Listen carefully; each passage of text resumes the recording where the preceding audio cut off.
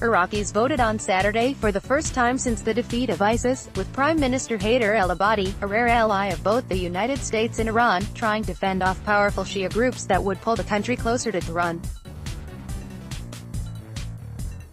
Iraqis expressed pride at the prospect of voting for the fourth time since the fall of dictator Saddam Hussein, but also said they had scant hope that the election would stabilize a country beset by conflicts, economic hardship and corruption.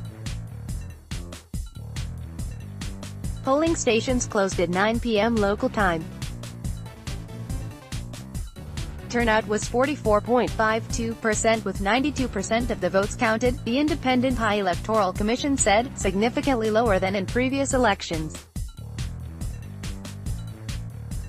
Results are due to be officially announced on Monday.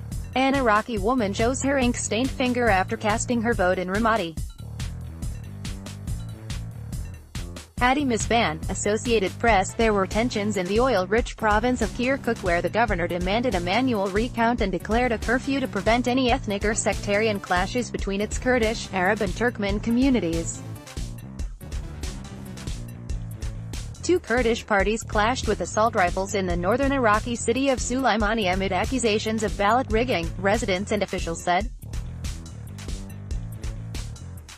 An election observer and two voters were killed by a bomb attached to their car in a Sunni Arab region south of the oil city of Kirkuk in an attack, security sources linked to the election.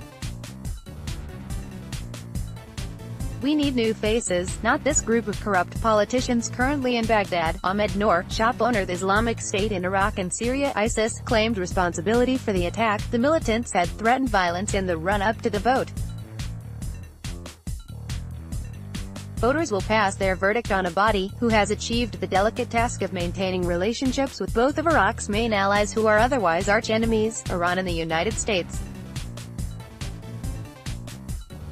Whoever wins the election will have to contend with the fallout from U.S. President Donald Trump's decision to pull out of a nuclear deal with Iran, a move Iraqis fear could turn their country into a theater of conflict between Washington and Tehran. Two main challengers, al-Abadi, who came to power 4 years ago after ISIS seized a third of the country, received U.S.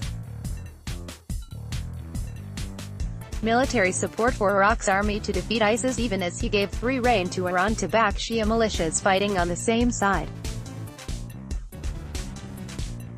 But now that the military campaign is over, he faces political threats from two main challengers, his predecessor Nouri al-Maliki, and the leader of the main Shia paramilitary group, Hadi al-Amiri, both closer than he is to Iran. Some in Baghdad complained of voting irregularities at polling stations linked to a new electronic voting system implemented for the first time this year in an effort to reduce fraud. Maliki said he was aware of violations at some polling stations in Iraq, adding that the process lacked proper oversight. "We are not reassured," Maliki told the Associated Press in a phone interview.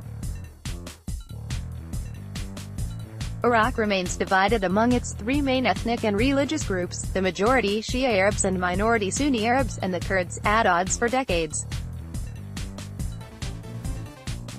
Past election outcomes have hinged on whether leading Shia parties could obtain enough seats to marginalize the other groups. Former Iraqi Prime Minister Nouri al-Maliki shows his ink-stained finger after casting his vote in the heavily fortified Green Zone in Baghdad. Karim Khattam, Associated Press. Iran has wide sway in Iraq as the primary Shia power in the region. But the United States, which invaded Iraq in 2003 to topple Saddam, occupied it until 2011 and sent troops back to help fight ISIS in 2014, also has deep influence. Iran's clout has caused resentment among Sunnis as well as some Shia, who have grown tired of religious leaders, parties and militias and want technocrats to rule the country. Narrow frontrunner al-Abadi is seen as the narrow frontrunner, but victory is far from certain.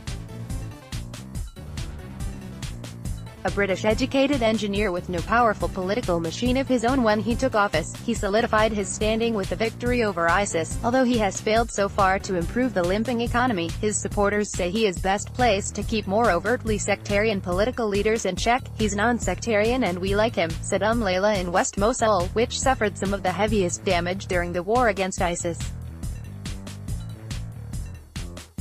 He liberated Mosul. Even if al-Abadi's Victory Alliance wins the most seats, he still must negotiate a coalition government which must be formed within 90 days of the election.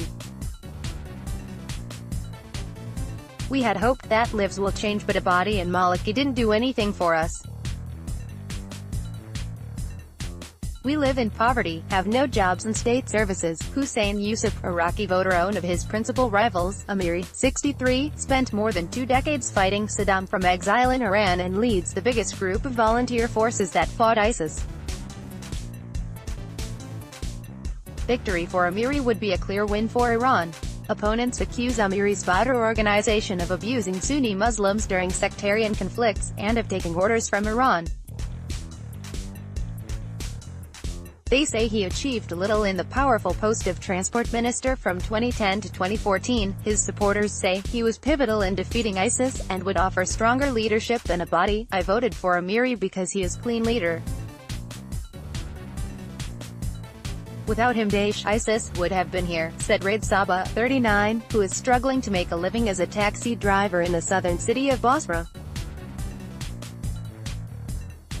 al-Abadi didn't do anything. We need neither tanks nor jets. Other Iraqis are disillusioned with war heroes and politicians who have failed to restore state institutions and provide badly needed health and education services. We need neither tanks nor jets. We need only the ballot paper through which we can rectify the political process which was aborted by those who governed Iraq, said laborer Khalid al-Shami, 50, at a polling station in Baghdad. Many of the poor have turned to Muqtada al-Sadr, a firebrand Shia cleric who led a violent uprising against the U.S. occupation from 2003 to 2011, but has since remade himself as an opponent of the traditional religious parties, striking an unlikely alliance with the communists and other secular groups. Iraqi Shia cleric Muqtada al-Sadr shows his ink-stained finger after casting his vote at a polling station on Saturday. Ala al-Marjani, Reuters, we had hoped that lives will change, but al-Abadi and Maliki didn't do anything for us. We live in poverty, have no jobs and state services, said 36-year-old Hussein Yusuf, who praised Sadr as a protector of the downtrodden. Maliki, who stepped aside in 2014 after ISIS swept through a third of the country, is seeking a comeback, casting himself as a Shia champion. Opponents say his sectarian policies during 8 years in power created the atmosphere that enabled ISIS to gain sympathy among Sunnis. Since Saddam's fall, the post of Prime Minister has been reserved for a Shia, the Speaker of Parliament has been a Sunni, and the ceremonial presidency has gone to a Kurd, all three chosen by Parliament. More than 7,000 candidates in 18 provinces are running this year for 329 parliamentary seats. More than 24 million of Iraq's 37 million people are eligible to vote. In the ruins of West Mosul, where ISIS proclaimed its caliphate in 2014 and fighters held out for most of last year in the face of the biggest battle of the post-Saddam era, turnout appeared strong even though transport was shut for security reasons and voters had difficulty reaching the polls. We need new faces, not this group of corrupt politicians currently in Baghdad, said Ahmed Noor, a shop owner.